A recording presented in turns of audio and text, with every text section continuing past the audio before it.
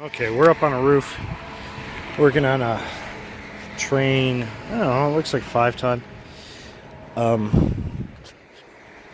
Somewhat of the maintenance has been done. I had a bad belt. It wasn't broken, but it was bad.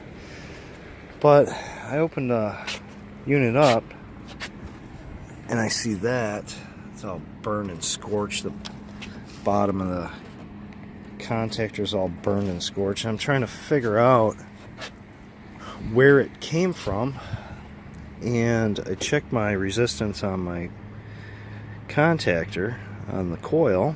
That was fine, and I'm putting new connections on, and so I don't know how this happened, and I'm starting to look and see, you know, the bottom of the contactor is just ripped apart, you know, a lot of resistance.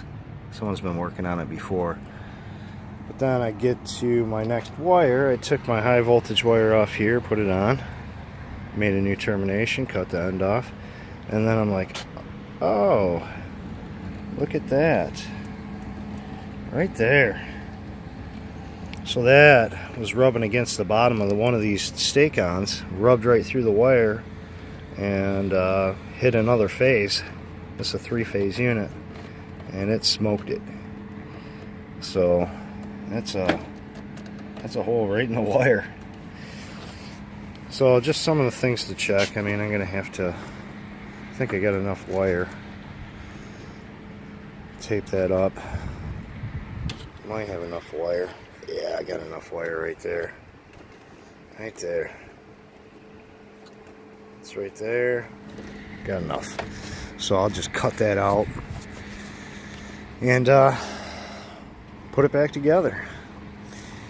But that's some of the things you want to look at maintenance, on maintenance, and plus it had a bad connection. You can see the discoloration. You see this nice shiny little discoloration on this one, so that one was loose.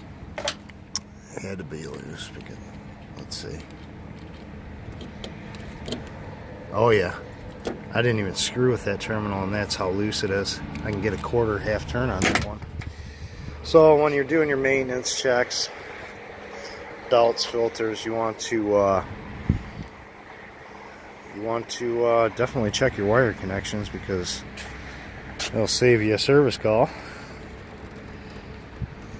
Alright guys, so I haven't posted in a while. I've been busy.